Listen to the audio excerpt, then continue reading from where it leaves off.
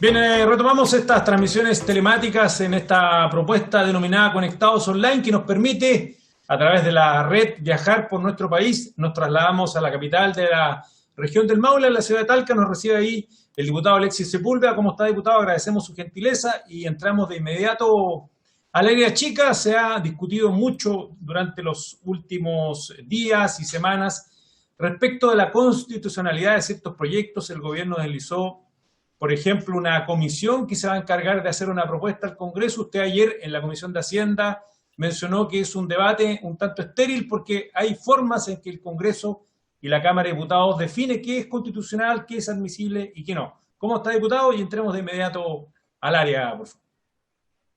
¿Cómo estás? Buenos días, Alex. Encantado de acá desde Talca, desde el corazón de Chile. Encantado de poder comunicarnos con ustedes. Y efectivamente, yo siento que esta discusión que instaló el presidente es una discusión más bien engañosa. ¿Y por qué? Porque trata de desviar la responsabilidad con respecto a proyectos que en teoría son inconstitucionales, porque aquí hay muchos que dicen, oye, este proyecto es inconstitucional. Pero ¿quién determina que es inconstitucional? ¿La opinión de un diputado, de un senador, la opinión de un ministro?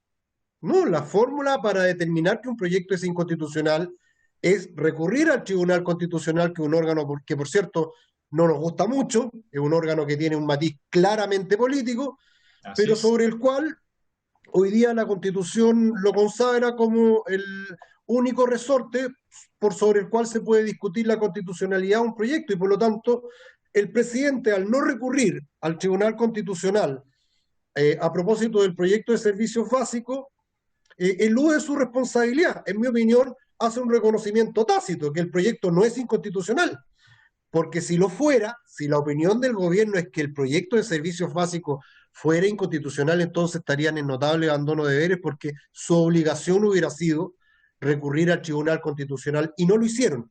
Y por lo tanto, todo lo que hicieron o dijeron en la tramitación del proyecto, permanentemente haciendo cuestión de constitucionalidad, finalmente no quedó en nada. ¿Por qué? Porque no se atreven, porque sienten de que recurrir al Tribunal Constitucional como gobierno, reclamando por un proyecto que beneficia a los sectores más vulnerables, pero también a la clase media que se ha visto afectado por esta crisis sanitaria, social y económica, obviamente les va a generar un rechazo general, porque es evidente que aquellos que han reducido su ingreso a cero lo han bajado sustancialmente, y esto ya no es solo de los sectores populares. Hay que No. decirlo, tú, Alex, al igual que yo, tenemos amigos que tenían emprendimiento, que tenían un buen pasar, que jamás habían golpeado la puerta de una municipalidad, jamás habían pedido ayuda, nunca habían recibido ningún beneficio, y hoy día están enfrentando una situación realmente dramática, porque para el Estado son muy ricos por el patrimonio que tienen, y para los bancos son muy pobres o muy riesgosos, y por lo tanto no reciben ayuda de ningún lado. Y por eso el presidente habla de esta comisión para evaluar los proyectos constitucionales, cuando él tiene la herramienta directa, sin excusa, de poder recurrir al Tribunal Constitucional cada vez que estime que un proyecto no cumple con ese estándar. No sé para qué esta comisión, creo que es una pérdida de tiempo. Allá el presidente con su lógica, nosotros acá en el Congreso seguiremos legislando por proyectos que esperamos y entendemos son necesarios para la gente. En ese marco, diputado, ¿qué le parece este anuncio de proyecto de ley que ya ingresó por lo demás respecto de la extensión del postnatal y sus beneficios cuando en el Congreso se está discutiendo un proyecto aprobado por la Cámara, pero cuya admisibilidad fue rechazada por el Senado, que precisamente va con ese objetivo? Mismo similar tema, distinta solución Sí. al tema de servicios básicos. ¿Ah? El gobierno nunca quiso patrocinar un proyecto de extensión del postnatal súper necesario, digámoslo también. Si esto de repente el gobierno, yo entiendo, lo ve, chuta, estos tipos parlamentarios o parlamentarias de la oposición, dale con horquillarnos, pero si el problema es que nosotros también representamos a la gente. Si la responsabilidad fuera solamente del gobierno, la verdad que uno se lavaría las manos, pero también la gente nos dice, oye, bueno, ¿qué hacen ustedes? ¿Cuándo van a hacer algo? Y si la excusa fuera o la respuesta fuera, mira, la verdad es que pareciera que esta no es atribución de nosotros, por lo tanto, si contamos lo que podemos hacer, solamente podemos aprobar el Día Nacional del Tacataca y cosas de ese estilo, la verdad que la gente nos diría, bueno, ¿y para qué están? Estamos efectivamente para poder abordar la problemática hoy día de la pandemia y en general de las problemáticas que tiene Chile, pero estamos obligados por la urgencia que hoy día tiene esta crisis sanitaria, social y económica. Y por lo tanto tenemos que dar respuesta y cuando vemos un gobierno que está inmóvil, que no es capaz de responder a los temas que esta crisis nos está generando, nos obliga a nosotros a actuar.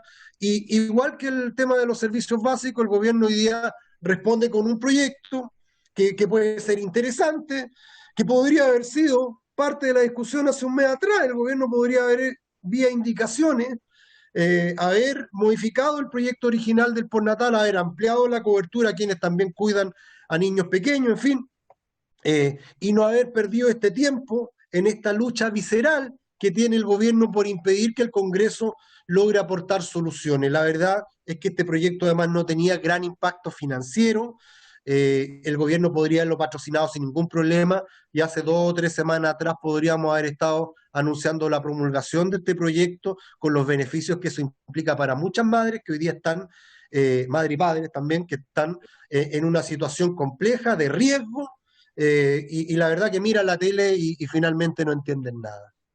Sí, diputado, en el plano que está relacionado obviamente con las materias que usted ha tocado y que se refieren básicamente a la pandemia, ¿ha notado algún cambio en las políticas sanitarias o de orientación respecto del COVID-19 con, valga la redundancia, el cambio de ministro o todo sigue igual?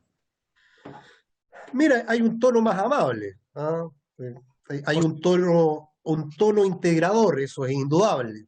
Teníamos, la verdad, que un Rottweiler a cargo del Ministerio de Salud y hoy día pareciera que un Golden o un Labrador asume las funciones. Pero la verdad es que más allá de las buenas intenciones y de las voluntades de recibir la opinión de todos, lo que todos esperamos es que efectivamente esto otorgue de resultados. Y en ese ámbito, si no hay cambio en las políticas sanitarias, más allá de que si es un cambio, por ejemplo, escuchar a todos, pero seguir haciendo lo mismo, la verdad es que no es la solución. Eh, Obviamente este tema se va a seguir complicando, porque al final del día esto, más allá de las buenas voluntades, más allá de las buenas intenciones, lo que nosotros vamos a estar mirando y lo que todo Chile va a estar mirando al final del día son los datos, las cifras. Y Sí. si las cifras bajan de contagio, de muerte por COVID, evidentemente va a haber un reconocimiento al trabajo que han realizado las autoridades, pero cuando las cifras no bajan, cuando los resultados siguen siendo negativos y cuando además el horizonte se avisora bastante negro, la verdad es que uno tiene una preocupación, porque en este caso, a diferencia de otros temas de políticas públicas, estamos hablando sobre las vidas de las personas. ¿Ah? Sí.